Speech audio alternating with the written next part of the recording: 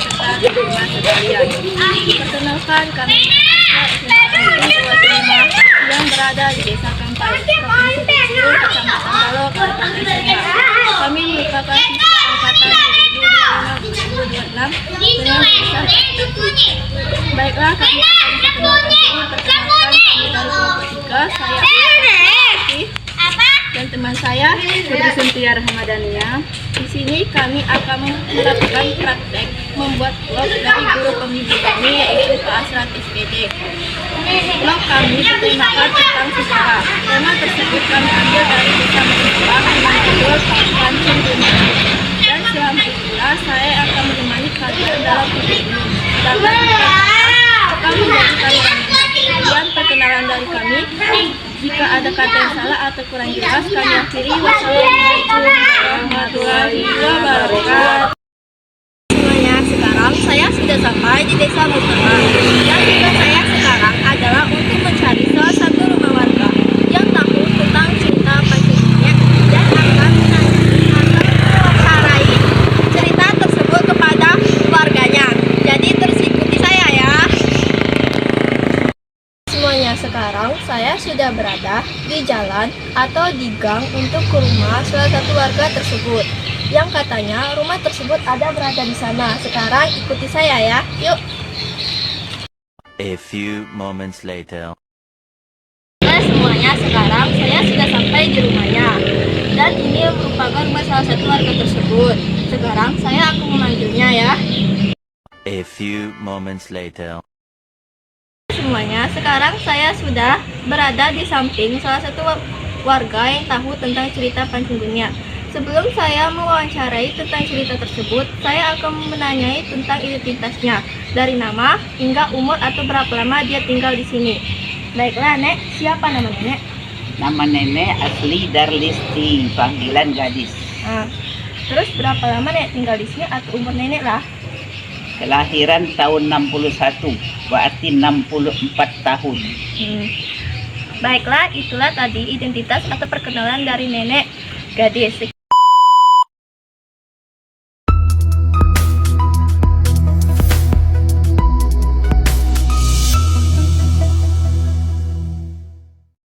Semuanya, sekarang saya akan memulai inti dari video ini untuk mewawancarai Nenek gadis yang menceritakan tentang Pancing Dunia. Baik Nenek, bisa Nenek jelaskan tentang cerita Pancing Dunia dari awal hingga akhir? Cerita Pancing Dunia di desa asal usul desa Tanjung Rai, jadi desa Mas Mambak. Itu.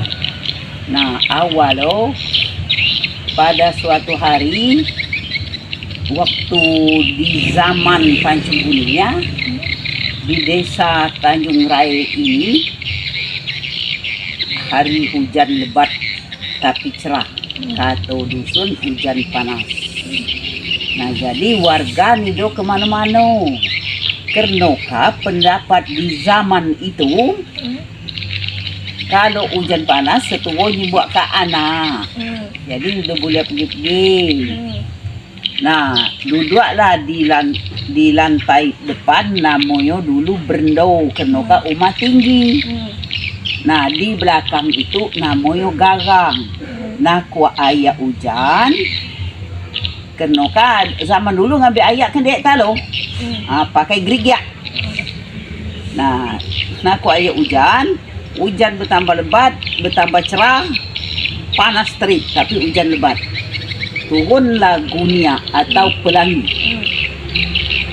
Mandilah bidadari di garang dalam capa kayu. Dulu lunggang, capa plastik, capa terbuat dari kayu.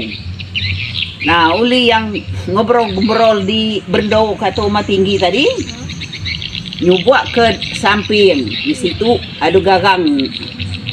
Kenakan aku ayat hujan tadi, ya kata dia itu gunia kata. Berlari ke belakang, dia ngambil pedang. Nah, ni dia menyadari, datanglah ke garang, dipancung gunia tadi, umbanlah itu mundam permasan. Mundam permasan. No maka tu kita pan pada basowa. Badam ini kelima ulangi ya. Nah, pegangan bidadari tadi. Umban bertebaranlah emas di desa Tanjung Rai. Nah, oleh nenek di zaman itu membuka desa Tanjung Rai itu jadi desa emas Kemambang. Karena emas tu Kemambang nian banyak nian. Seiring sejalan datang penjajahan, entah Belanda atau apa, aku kurang ngerti kan. Itu lagi zaman-zaman Jawa nian. Di desa Mas Tanjung Rai waktu itu rumah mungkin belum 10 buah rumah mungkin.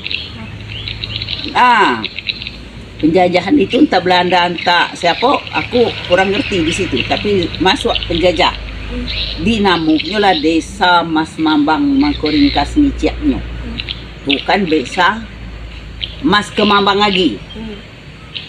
Seiring bersejalan lah agak berkembang di desa Mas Mambang tadi, timbullah tari Pancung Gunia. Tari Pancung Gunia itu tari dendang, dibawakan tari dendang, timbullah tari Pancung Gunia. Terjadilah Mas Mambang itu cerah sampai sekarang ini. Jadi desa Mas Mambang mendapatkan tari Pancung Gunia. Asal jadi pelangi tadi turun, bidadari mandi di gagang, sangka disebut gagang, dia umat tinggi. Kalau zaman kini teras belakang. Nah, di waktu itu ada gagang, kena kak ayak ngangkut jadi talo pakai gerigiak. Kalau ndak kita praktikkan itu susah, nak buat gerigiak kuda segala macam. Nah, batas cerita, aku jual ke desa Mas Mambang sampai terjadi nama Mas Mambang. Di desa Tanjung Rai tadi. Assalamualaikum. Selesai. Nah, begitulah semuanya cerita tentang Pancung Gunia. Sekian, terima kasih Nek telah menjelaskan tentang cerita tersebut. Baiklah semuanya, itulah tadi cerita dari nenek gadis tentang cerita Pancung Gunia dari desa Mas Mambang ini. Namun, dia di sana menggunakan bahasa daerah sekitar, bukan bahasa Indonesia. Jadi, tugas saya di sini sekarang akan menjelaskan atau mengulang cerita tersebut secara baik dan benar menggunakan bahasa semua orang mengerti, yaitu bahasa Indonesia. Nah, jadi ceritanya bermulakan dari pada suatu hari terjadinya hujan panas lebat di desa Mas Mambang atau Tanjung Rai pada zaman dulu. Nah, di salah satu rumah warga yang ditinggali oleh seorang kakek, terlihat ada pelangi yang turun dari langit ke gagang atau di teras belakang rumahnya. Nah, kakek itu melihat di sana ada seorang bidadari yang sedang mandi di gagangnya. Nah, di gagang tersebut banyak adanya capa yang terbuat dari kayu atau bambu. Di sana kakek itu langsung mengambil pisau atau pedang dari rumahnya. Sehingga setelah dia mengambil pisau atau pedang tersebut, dia langsung membelah pelangi itu. Sehingga banyaklah emas bertebaran di desa Tanjung Rai ini. Lalu setelah kejadian tersebut, desa Tanjung Rai merubah namanya menjadi desa Mas Kemambang karena banyak emas yang bertebaran atau mundang beremasan di desa Tanjung Rai.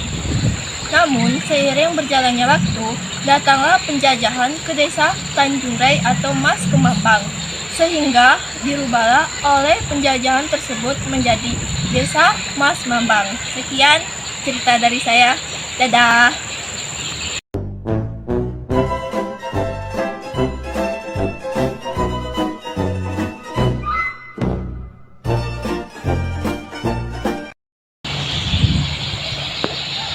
Kalian lagi. Halo semuanya, kembali lagi dengan saya Anissa Sela Haryanti.